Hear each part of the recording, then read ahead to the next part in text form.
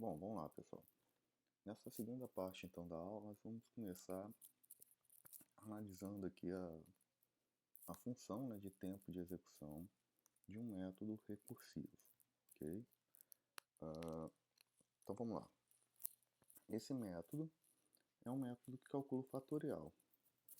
Ele simplesmente, o que é o fatorial de um número? É aquele número vezes o fatorial dele menos 1, até chegar no zero, né, que o fatorial de zero é 1. Então, o que seria o fatorial de 3? Seria 3 vezes o fatorial de 2. E o que é o fatorial de 2? É 2 vezes o fatorial de 1. Então, nós já temos 3 vezes 2 vezes o fatorial de 1. E o que é o fatorial de 1? É 1 vezes o fatorial de 0. Então, já temos 3 vezes 2 vezes 1 vezes o fatorial de 0. E qual que é o fatorial de 0? É 1. Então, o fatorial de 3 é 3 vezes 2 vezes 1 vezes 1, que vai dar 6. Ok? E é isso que esse método aqui faz. Então, o que o método faz? Se o número dado como entrada for 0, ele retorna 1, porque o fatorial de 0 é 1. Se não for zero, ele retorna n vezes o fatorial de n menos 1, que é uma chamada recursiva a essa função, e vai ficar nesse laço, ok? Então vamos avaliar aqui qual seria essa função, né, do tempo de execução, né, desse método aqui fatorial, ok?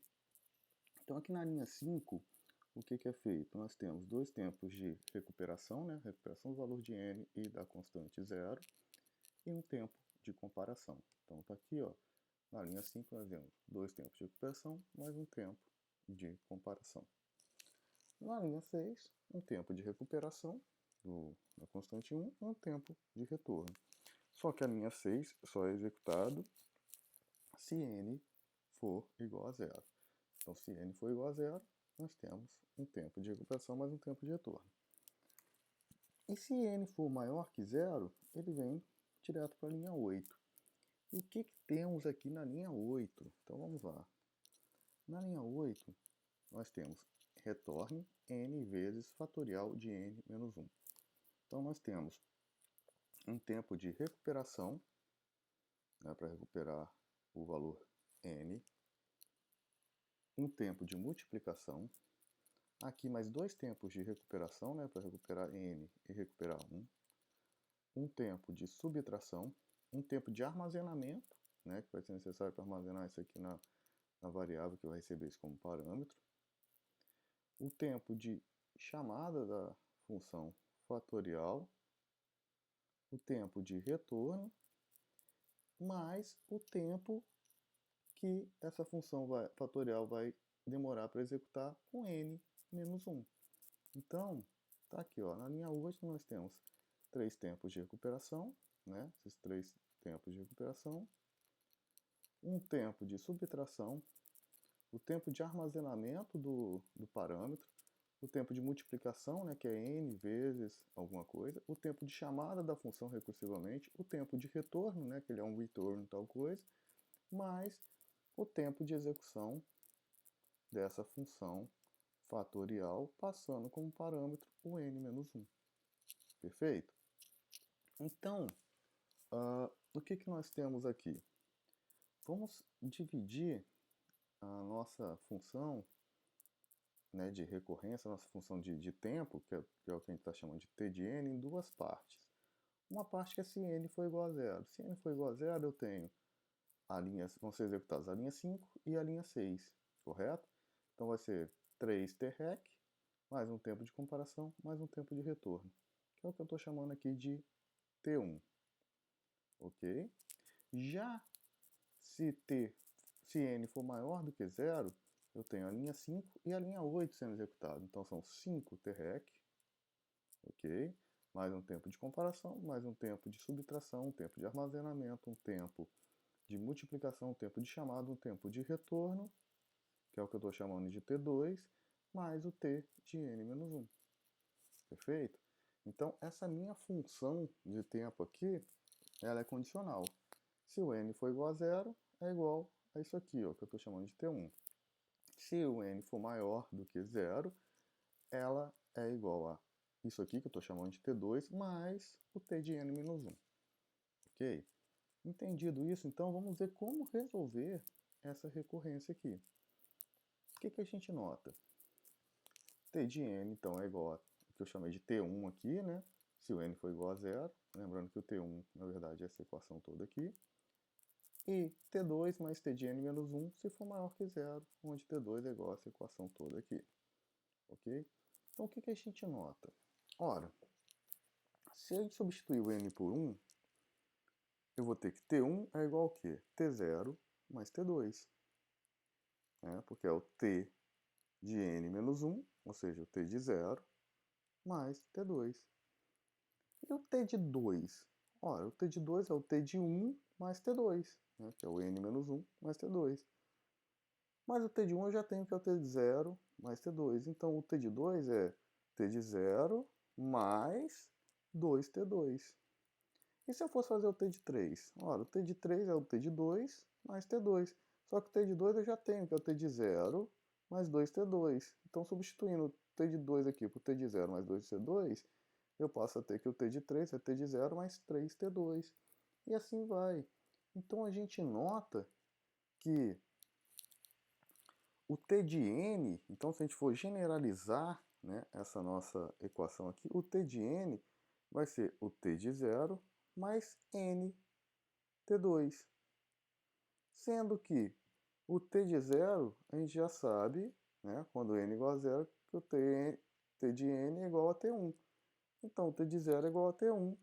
Então, o T de n aqui, resolvendo a recorrência, seria igual a T1 mais n T2. Ok? Onde o T1 é isso tudo aqui, e o T2 é isso tudo aqui. Então, com isso, a gente resolveu a recorrência e parou de ter esse C, né, aqui na nossa equação. Ok? Então, só recapitulando, como que a gente chegou a essa resolução da recorrência?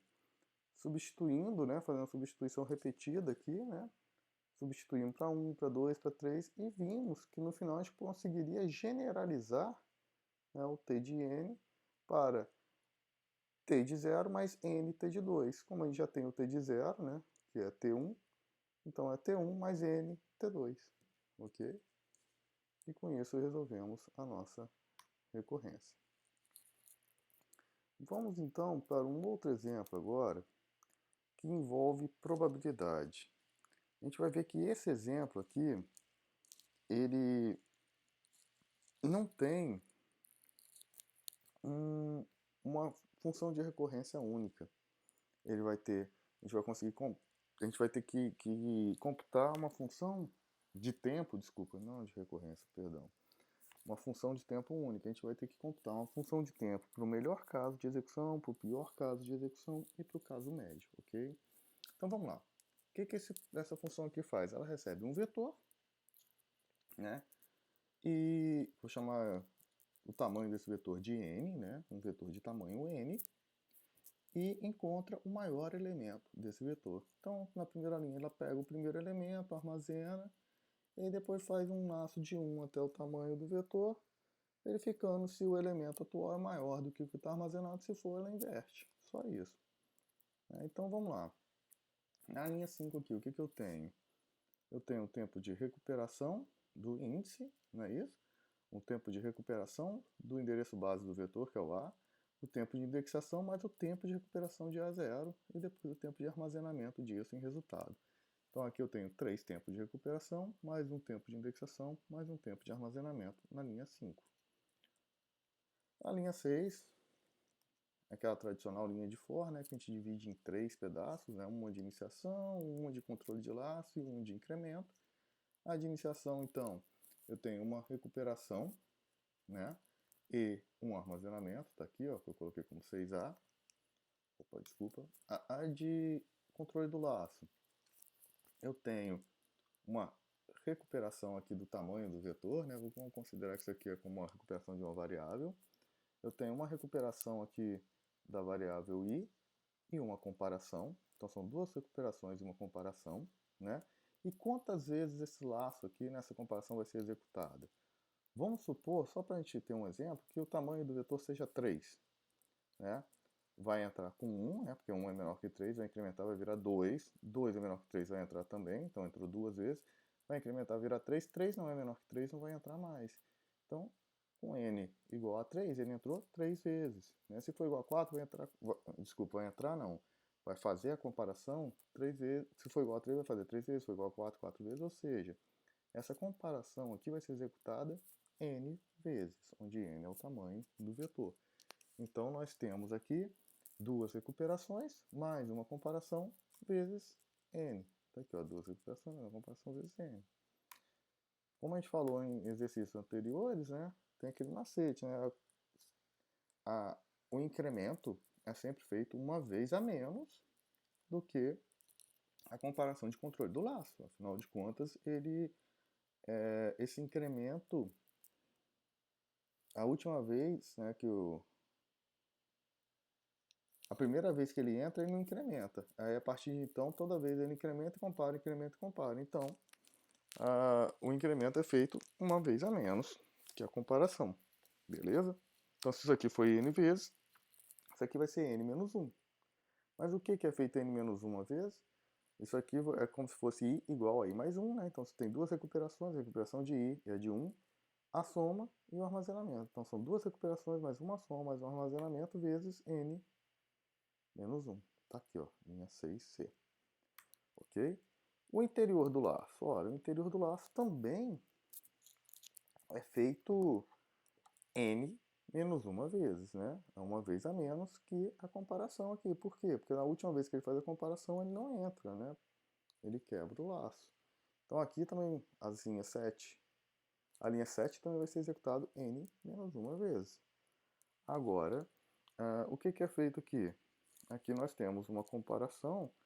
A comparação de um lado é uma variável, então é só uma recuperação, e do outro lado é um índice de vetor, né? Então você tem as duas, a recuperação do i, a recuperação do a indexação, né? E depois a recuperação do ai. Então aqui você tem 3 recuperações, mais uma aqui, 4 recuperações, mais uma indexação, mais uma comparação. Então são 4 recuperações, uma indexação, uma comparação, vezes n menos 1. Aqui, ó, 4 recuperações, uma indexação, uma comparação, vezes n menos 1. E essa linha aqui? Ó, nessa linha aqui é a mesma coisa, né? Nós temos aqui, desculpa, não é a mesma coisa porque é uma atribuição, né? Ao invés de ser uma comparação. Então aqui nós temos o que? As 3 recuperações, mais uma indexação, mais um armazenamento. Então tá aqui, ó, 3 recuperações, indexação e armazenamento. Mas quantas vezes essa linha aqui é executada?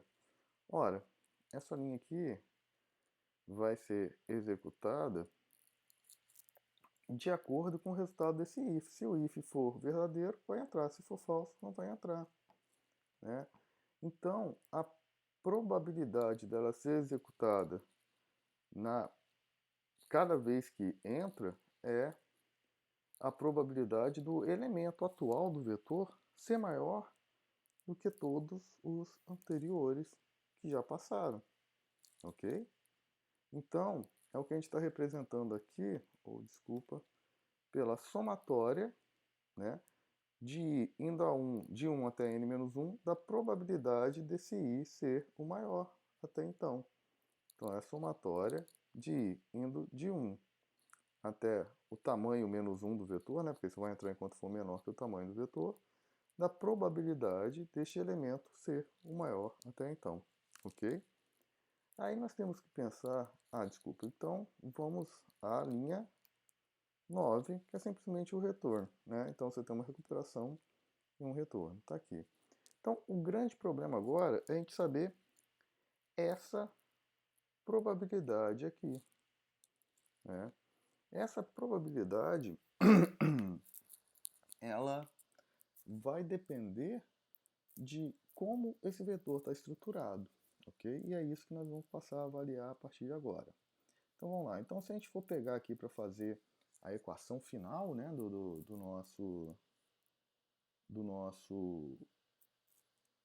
da nossa função de tempo, nós vamos pegar tudo o que não multiplica nada, né?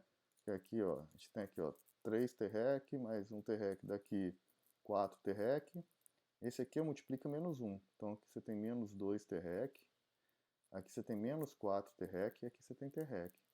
Então notem, eu tenho 4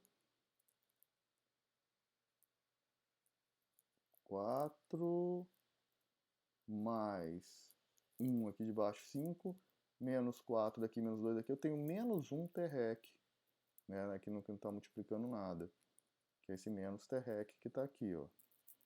Já a T-arm, eu tenho 2 menos 1 aqui, 1, mais 1 aqui, 2, então 2 T-arm.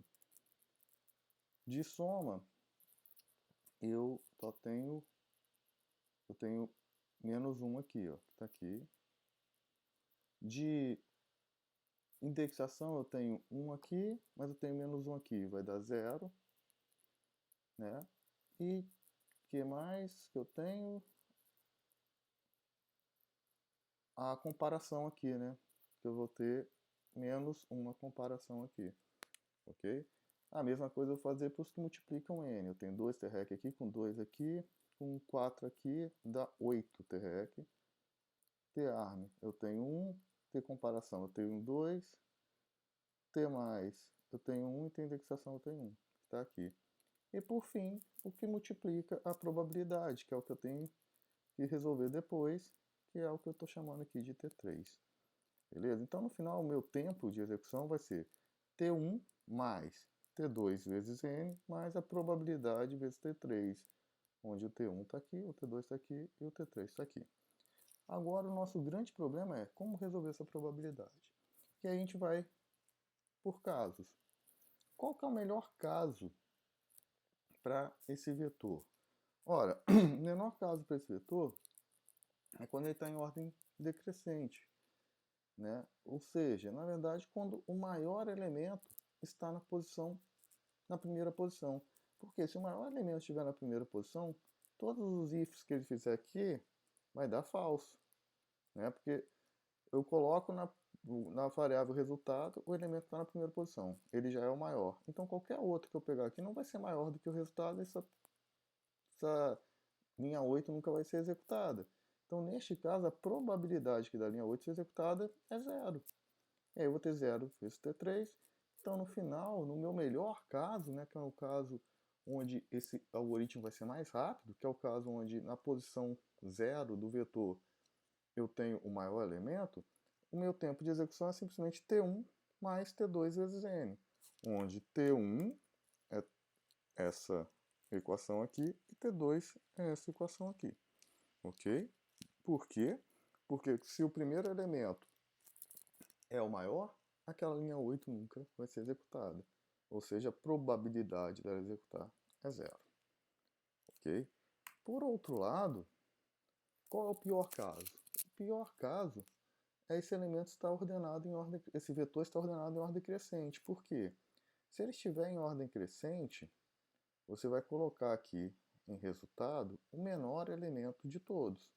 Na hora que ele entrar com o índice 1, o índice 1 vai ser maior do que o que está em resultado. Então ele vai entrar e vai trocar. Mas aí, como o vetor está em ordem crescente, o índice 2 vai ser maior do que o 1. Ele vai entrar de novo e trocar. Ou seja, todas as vezes, no pior caso, que é esse caso de o vetor estar em ordem crescente, todas as vezes que ele passar pela linha 8, ele vai executar a linha 8. Então a probabilidade de ele executar é 1. Então, a probabilidade é de 1, ou seja, de 100% para cada vez que ele entrar. E ele entra ali n menos uma vez. Então, no final das contas, você vai ter T1 mais T2 vezes n mais T3 vezes n menos uma vez, porque todas as vezes que ele entrar, ele vai executar. Ok? Onde T1 é igual a isso aqui, T2 isso aqui, T3 isso aqui. Então, eu teria, no pior caso, T1 mais T2 vezes n mais T3 vezes n menos 1. E aí você pode colocar o n em evidência e sair fazendo essas manipulações, ok? Já no caso médio, que é o mais problemático, a probabilidade dele executar é a probabilidade daquele elemento ser maior do que todos os outros. Se a gente for pegar um vetor medido aleatoriamente, né, ordenado aleatoriamente, essa probabilidade é de 1 sobre e mais 1, né? Onde i, na verdade, é a quantidade de elementos que já passou até aquele momento, ok?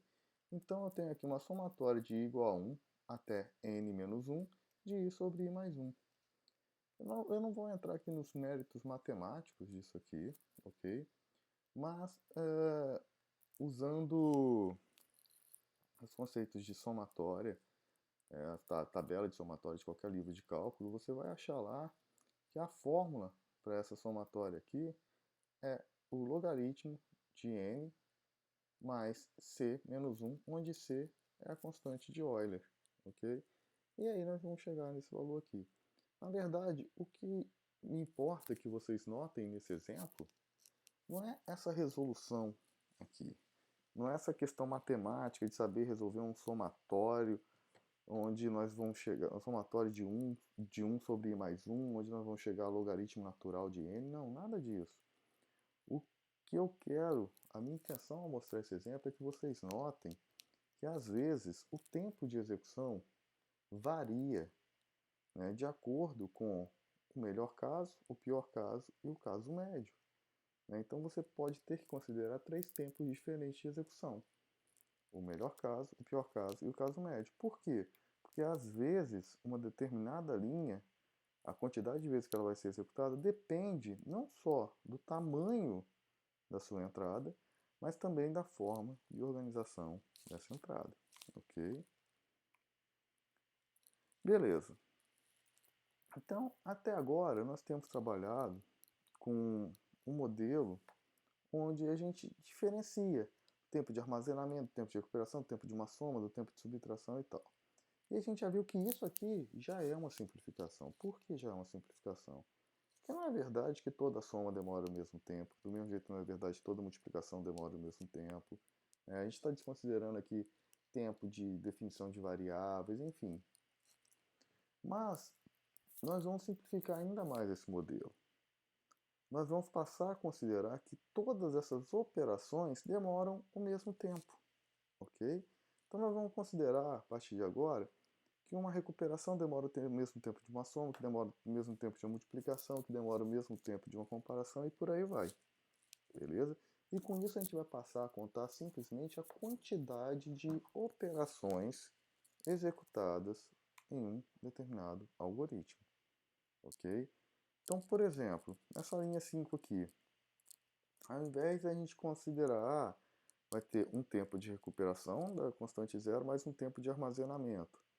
Então seria trrec mais tr. Ao invés de a gente fazer isso, nós vamos considerar simplesmente o quê? São feitas duas operações.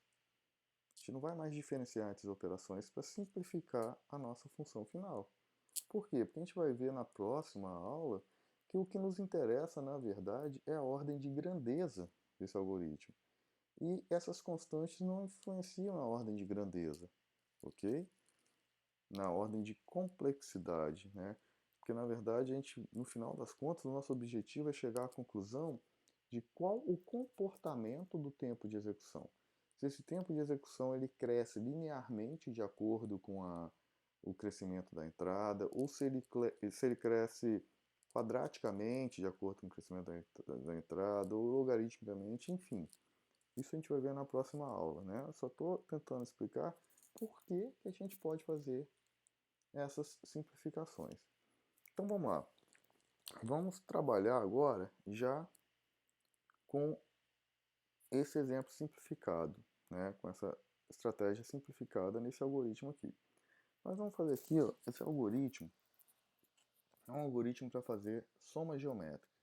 Na verdade, o que nós vamos ver agora no resto dessa aula, usando essa metodologia mais simplificada, nós vamos ver dois algoritmos que fazem a mesma coisa que a soma geométrica e vamos comparar as funções de tempo desses dois algoritmos para a gente ver, mesmo sem executar o algoritmo, qual algoritmo tende a ser mais rápido. Ok? Então vamos lá. O que esse algoritmo faz? Ele faz a soma geométrica. O que é isso? Dado um n e um x, ele devolve o resultado da soma de x elevado a 0 mais x elevado a 1 mais x elevado a 2 mais x elevado a 3 até x elevado a n. Então, por exemplo, Se o x for o número 2 e o n for 3, por exemplo, ele vai resolver vai devolver x elevado a 0 mais x elevado a 1. Desculpa.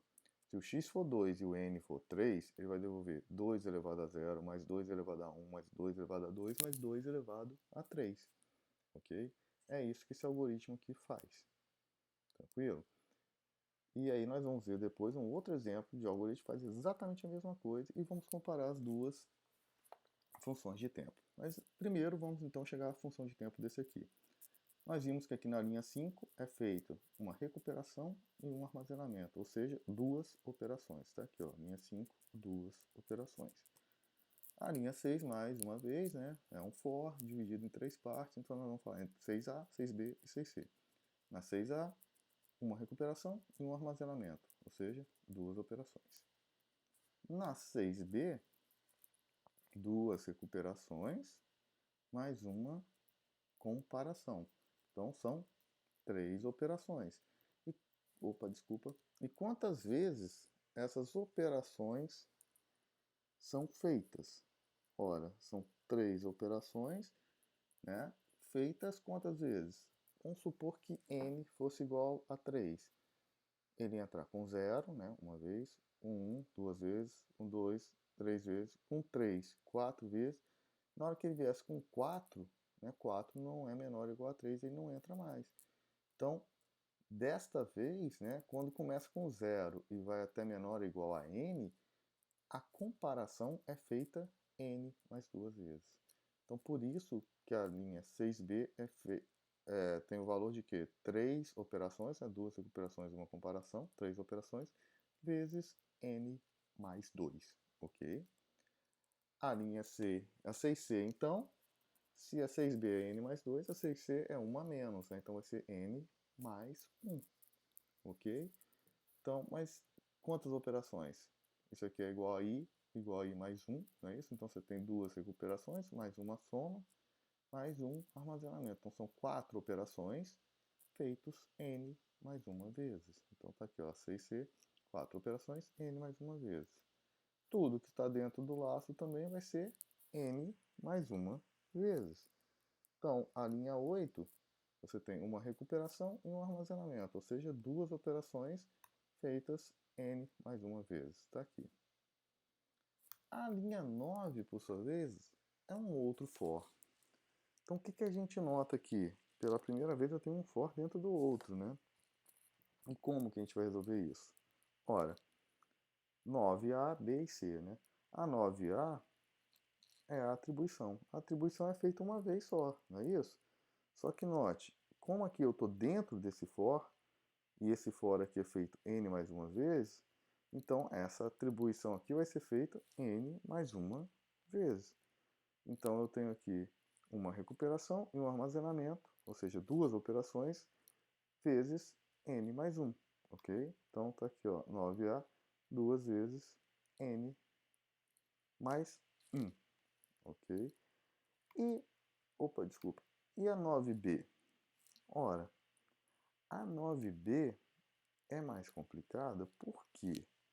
Porque ela depende do i, né? Porque ela é feita, ó, j indo de 0 até i. Então, quando o i for igual a 0, o j vai estar igual a 0 e vai ver 0 é menor que 0? Não, não é, vai sair. Então, quando o i for igual a 0, ele vai fazer isso aqui uma vez só. Quando i for igual a 1, ele vai entrar com 0 e depois vai ver 1 é menor que 1? Não, então ele vai fazer duas vezes. Quando i for igual a 2, ele vai fazer 3 vezes e por aí vai. Então note, com i igual a 0, ele faz uma. Com i igual a 1, ele faz duas. Com i igual a 2, ele faz 3. Com i igual a 3, ele faz 4. E vai ser isso até o i ser igual a n, porque a última vez que ele vai entrar aqui vai ser com i igual a n, correto? Então, na verdade, ele vai fazer isso aqui o quê?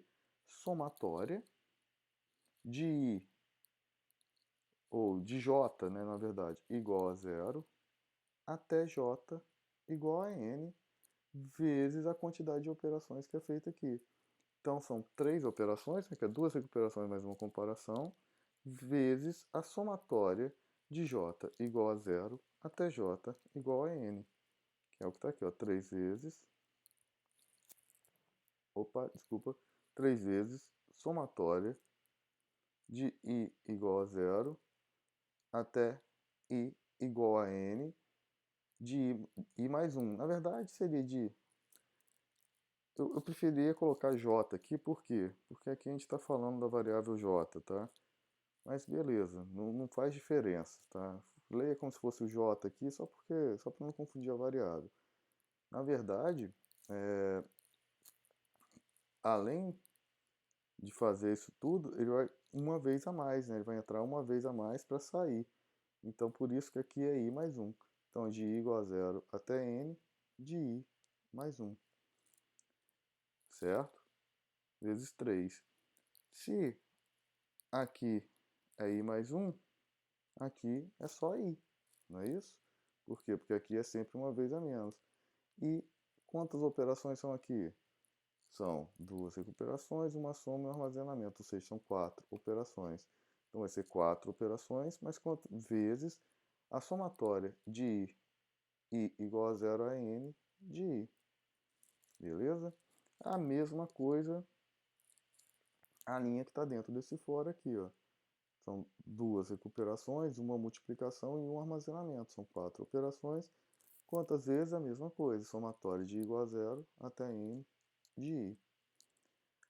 E, por fim, a linha 11 aqui é feita quantas vezes? Ora, ele volta aquele raciocínio anterior, né, do n mais uma vez, porque ele está entrando só nesse laço, ela está fora do laço mais interno. Então vai entrar aqui n mais uma vez. E são quantas operações aqui? Duas recuperações, uma soma e uma atribuição. 4 operações vezes n mais 1. É o que está aqui. E a linha 13, que é essa aqui que está fora do for, ela vai ser executada uma vez só e é uma recuperação e um retorno. Então, duas operações. Ok? Então, a grande questão que nós temos para a gente acabar de resolver essa nossa função aqui, né, chegar nessa nossa função de tempo, é como resolver essas somatórias. Ora, vamos lá. Se eu tenho uma somatória aqui de i igual a zero até n de i mais 1, essa somatória vai ser o quê? Quando i for igual a zero, eu vou somar o termo 1. Quando i for igual a 1, eu vou somar o termo 2. Quando i for igual a 2, eu vou somar o termo 3. Até o i chegar em n, que eu vou somar o termo n mais 1. Então, o que nós estamos fazendo? Nós estamos fazendo uma soma de PA. Uma soma de PA, onde o primeiro termo é 1, o último termo é n mais 1, e a quantidade de termos que nós teremos serão n mais 1 termos, correto? Porque eu vou ter 1, depois o 2, depois o 3, depois o 4, até chegar no n mais 1. Então, eu tenho uma PA, cujo primeiro termo é 1, o último termo é n mais 1, e a quantidade de termos é n mais 1. E aí nós vamos recorrer, então, à fórmula da soma de PA. Qual que é a fórmula da soma de PA? Ora, quando eu tenho o primeiro termo como sendo 1, o último termo sendo n mais 1 e a quantidade n mais 1, a fórmula da PA é o quê? É o primeiro termo mais o último termo vezes o número de termos dividido por 2. É isso que a gente está fazendo aqui, ó. O primeiro termo é 1, o último termo é n mais 1, vezes o número de termos, que é n mais 1, dividido por 2. E aí é só uma questão agora de resolver, né, essa equação. Né? Então, na hora de resolver a equação, na verdade, que vai dar o quê? N mais 2, né, multiplicando por n mais 1 dividido por 2. Então, vou fazer, vai dar n ao quadrado, né? Vai ser n mais 2 vezes n mais 1 dividido por 2. Então, eu vou pegar o n primeiro e vou multiplicar, e vai me dar n ao quadrado dividido por 2. Depois, n dividido por 2. Depois, 2n dividido por 2. Depois, 1 vezes 2, 1 vezes, peraí, n mais 2, vamos fazer isso aqui em partes, né? Então seria 3 vezes n mais 2 dividido por 2. Vamos deixar o dividido por 2 do lado de fora, ok? E aí então eu vou ter n vezes n aqui, n ao quadrado, vezes 3, 3n ao quadrado. Depois, o n vezes 1, que vai dar n. Depois os 2 vezes n, que vai dar 3n, que multiplica pelo 3 aqui, 9n. Depois o 2 vezes 1, 2, que multiplica por 3 aqui, 6, tudo dividido por 2. Né? Foi só resolver isso aqui. A mesma coisa eu vou fazer para a função de baixo. Só que embaixo eu tenho uma somatória de i, com i indo de 0 a n. Então, vai ser a somatória de quê? Quando o n, por exemplo, for igual a 4, vai ser 0, mais 1, mais 2, mais 3, mais 4. Quando o n for igual a 5, 0, mais 1, mais 2, mais 3, mais 4, mais 5, por aí vai. Então é a mesma coisa, é uma PA. A diferença é que essa PA tem como primeiro termo 0, o último termo n e a quantidade de termos n mais 1. Então, qual que é a somatória de uma PA? Primeiro termo mais último vezes a quantidade de termos dividido por 2. O primeiro é 0, então não vou colocar aqui, porque n mais 0 é o próprio n. Então vai dar n vezes n mais 1 dividido por 2. Aqui vai dar o quê? N ao quadrado mais n dividido por 2. Multiplicado por 4, eu vou cortar o 4 com 2, aí vai sobrar 2. Então vai dar 2n ao quadrado mais n. A linha 10 tem exatamente a mesma função, então 2n ao quadrado mais 2n. E aí agora então basta eu somar tudo. Na hora que eu somar tudo eu vou ter essa função aqui, ó. 11n ao quadrado mais 47 sobre 2, desculpe, 11 sobre 2n ao quadrado mais 47 sobre 2n mais 27. Ok? Então, o grande desafio aqui foi resolver as somatórias, que fica mais fácil de resolver quando você percebe que isso é uma PA, e aí, é claro, você tem que saber que a soma de uma PA é o primeiro termo mais o último termo vezes o número de termos dividido por 2. Ok? Não se preocupem com essa questão matemática, né? Porque se for necessário, por exemplo, resolver uma soma de PA numa questão de avaliação, eu vou colocar lá a fórmula da soma da PA, enfim. Ok? Então, beleza. Então nós chegamos que esse algoritmo aqui, que faz soma geométrica, ele tem uma função de execução, né, de tempo de execução, que é essa aqui, que é 11 sobre 2 vezes n ao quadrado, mais 47 sobre 2 vezes n, mais 27.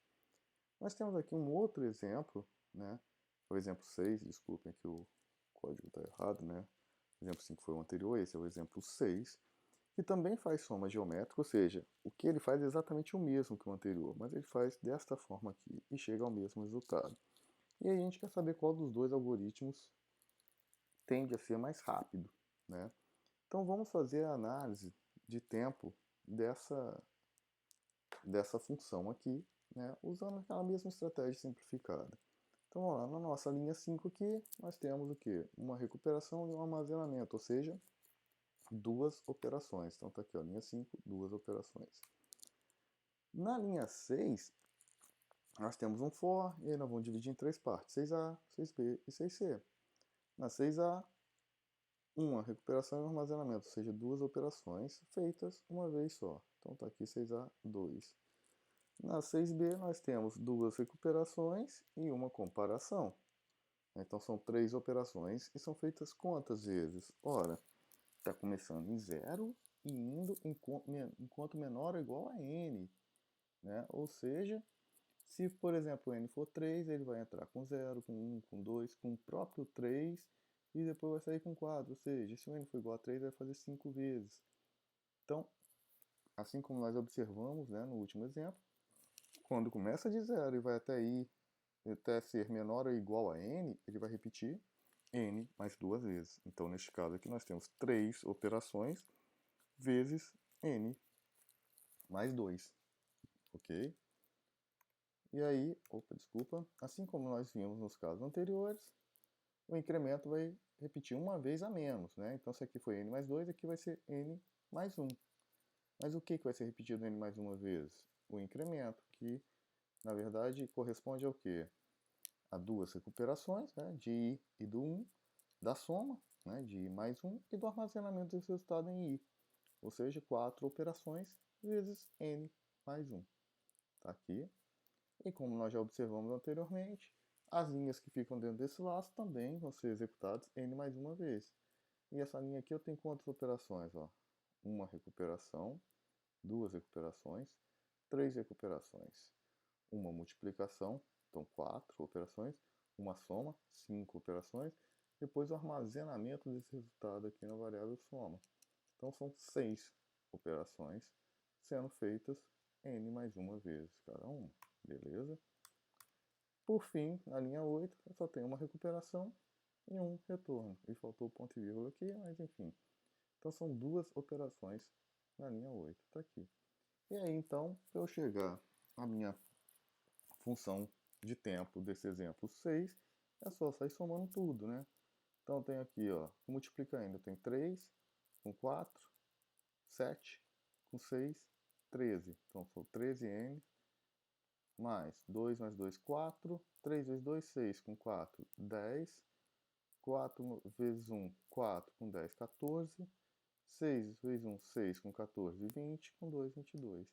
Então a nossa função de tempo aqui é 13n mais 22, ok? Então, nós vimos que o exemplo 5 e o exemplo 6 fazem a mesma coisa, sendo que a função t de n do exemplo 5 é 11 sobre 2 vezes n ao quadrado, mais 47 sobre 2 vezes n, mais 27. Já a da função 6 é 13n vezes 13n mais 22, ok? Vamos supor, então, uma entrada de tamanho 10. Ora, se eu tenho uma entrada de tamanho 10, na minha função 5, né, no meu exemplo 5, qual vai ser o tempo de execução? Vai ser 11 sobre 2 vezes 10 ao quadrado. Ora, 10 ao quadrado, 100. 11 sobre 2, 5,5, né? 5,5 vezes 100, 550. Mais 47 sobre 2 vezes 10. Então, 47 sobre 2, 23,5 vezes 10, 235. Mais os 27. Opa, eu copiei errado aqui, tá? Eu coloquei o 24 aqui, mas não seria 24 não, seria 27. Vamos ver lá. Era 27. Então, desculpa, tem um errinho aqui, mas enfim. Somando tudo, não vai dar 809, né? Porque não é 24 aqui, é 27, daria 812. Ou seja, se eu tiver uma entrada do tamanho 10, ou seja, um n igual a 10, eu estarei fazendo 812 operações. Né? Lembrando que, para simplificar, a gente colocou todas as operações, como se todas as operações demorassem o mesmo tempo, a soma, a multiplicação, e a gente sabe que não é assim, mas são 812 operações. Já essa mesma entrada de tamanho 10, que vai gerar o mesmo resultado no exemplo 6, ele vai demorar 13 vezes 10, 130, mais 22, ou seja, 152 operações. Então note que se a gente considerar aqui que cada operação demora o mesmo tempo, nós vamos chegar à conclusão que o tempo de execução para uma entrada de tamanho 10, o tempo de execução do algoritmo 5 é mais de 5 vezes maior do que o do algoritmo 6.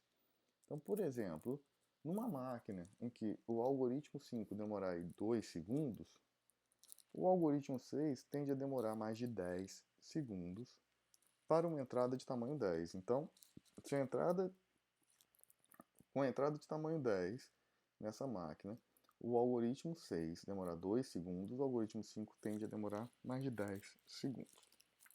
Ok? Já vamos supor que a gente aumente essa entrada para 100. Não vou refazer as contas aqui, mas se a entrada for 100, aqui nós vamos ter 11 dividido por 2 vezes 10.000, que vai dar 55.000, 23,5 vezes 100, que vai dar Desculpa, aqui está errado, né? 23,5 vezes 100, que vai dar 2.350, mais os 27, que no final das contas vai dar mais de 50 mil, né? Que aqui seria 2.350 e não 23.500. Então aqui daria mais de 57.377. Já no algoritmo 6, seria 13 vezes 100, que é 1.300, mais 24, 1.324. Então o que a gente nota?